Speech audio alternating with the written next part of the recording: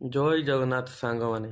ଆଜିର କାହାଣୀଟି ଆରମ୍ଭ କରିବା ପୂର୍ବରୁ ଆପଣମାନେ ଆମ ଚ୍ୟାନେଲକୁ ନୂଆ ଆସିଥିଲେ ଆମ ଚ୍ୟାନେଲକୁ ସବସ୍କ୍ରାଇବ୍ କରି ପାଖରେ ଥିବା ବେଲ୍ ଆଇକନକୁ ପ୍ରେସ୍ କରିଦିଅନ୍ତୁ। ତ ଚାଲନ୍ତୁ ଆଜିର ଭିଡ଼ିଓଟି ଷ୍ଟାର୍ଟ କରିବା।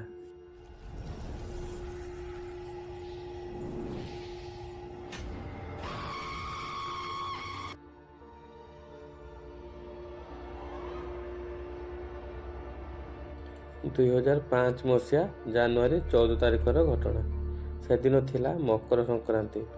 ସେଥିପାଇଁ ଗାଁରେ ପ୍ରତ୍ୟେକ ଘରେ ଘରେ ଲୋକମାନେ ଭୋଜିଭାତ କରି ଆନନ୍ଦରେ ପାଳନ କରୁଥାନ୍ତି। ସେତେବେଳେ ଆମେ 3 ଜଣ ସାଙ୍ଗ ମିଶି କଥା ହେଲୁ ଫିଲ୍ମ ଦେଖିବାକୁ ଯିବା ପାଇଁ। ତାପରେ ଆମେ 3 ଜଣ ଘରେ ନ ଜଣାଇ ଆମ ଗାଁ ଠାରୁ 20 କିଲୋମିଟର ଦୂର ଥିବା ଗୋଟେ ଫିଲ୍ମ ହଲ୍କୁ ଗଲୁ।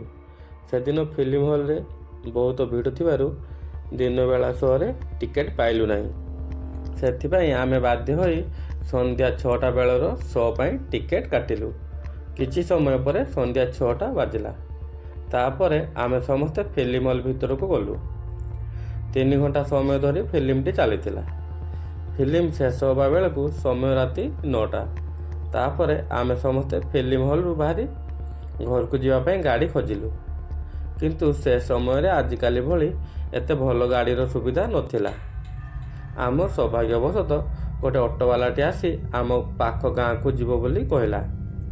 ତାପରେ ଆମେ ସମସ୍ତେ ସେଇ ଅଟୋରେ ବସି ଆସିଲୁ। ସେଇ ଅଟୋବାଲାଟି ଆମକୁ ଆଣି ପାଖ ଗାଁରେ ଥିବା ଛକରେ ଛାଡ଼ି ଦେଇ ଗଲା।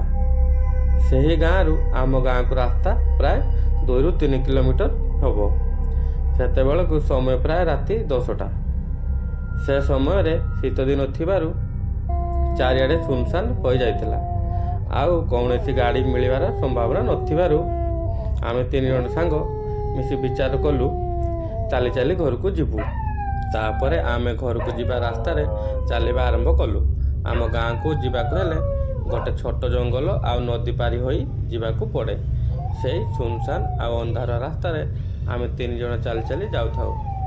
ଯେମିତି ଆମେମାନେ ପାଖ ଜଙ୍ଗଲ ରାସ୍ତାରେ ଯିବା ଆରମ୍ଭ କଲୁ ସେତେବେଳେ ଆମକୁ ଯେମିତି ଲାଗିଲା କେହି ଜଣେ ଆମ ପଛେ ପଛେ ଚାଲି ଚାଲି ଆସୁଛି।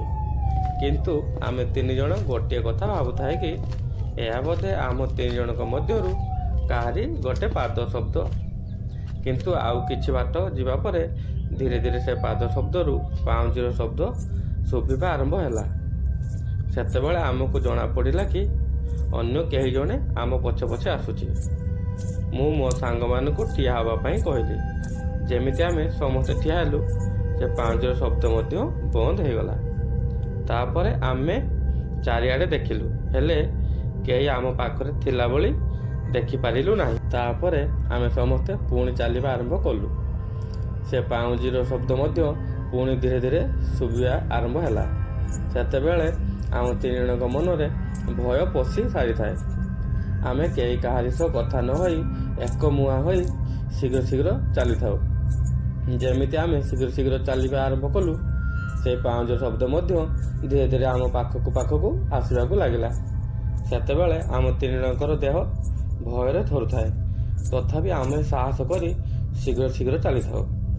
ଯେମିତି ଆମ ଗାଁ ପାଖ ନଦୀ ପାର ହୋଇଗଲୁ ଧୀରେ ଧୀରେ ସେ ପାଉଁଜି ଶବ୍ଦ ମଧ୍ୟ ଶୁଭିବା ବନ୍ଦ ହୋଇଗଲା। ଘରେ ପହଞ୍ଚିଲା ବେଳକୁ ରାତି ପ୍ରାୟ 11:30 ବାଜି ସାରିଥିଲା। ସେଦିନର ସେ ଭୟଙ୍କର ରାତିର କଥା ଆଜି ବି ମୋର ମନେ ପଡ଼ିଲେ ଭୟରେ ମୋ ଦେହ ଥରି ଉଠେ। ସେଦିନ ଠାରୁ ଆଜି ପର୍ଯ୍ୟନ୍ତ ଘରେ ନ ଜଣାଇ କୁଆଡ଼େ ବି ଯାଏ ନାହିଁ। ତ ସାଙ୍ଗମାନେ ଆଜିର କାହାଣୀଟି ଏଇଠି ଶେଷ କରୁଛୁ। ଆଜିର କାହାଣୀଟି ଆପଣମାନଙ୍କୁ କେମିତି ଲାଗିଲା କମେଣ୍ଟ ବକ୍ସରେ ଜଣାନ୍ତୁ। କାହାଣୀଟି ଆପଣମାନଙ୍କୁ ଭଲ ଲାଗିଥିଲେ ଆମ ଭିଡ଼ିଓକୁ ଲାଇକ୍, ସେୟାର ଏଣ୍ଡ ଚ୍ୟାନେଲକୁ ସବସ୍କ୍ରାଇବ୍ କରନ୍ତୁ। ଜୟ ଜଗନ୍ନାଥ ସାଙ୍ଗମାନେ।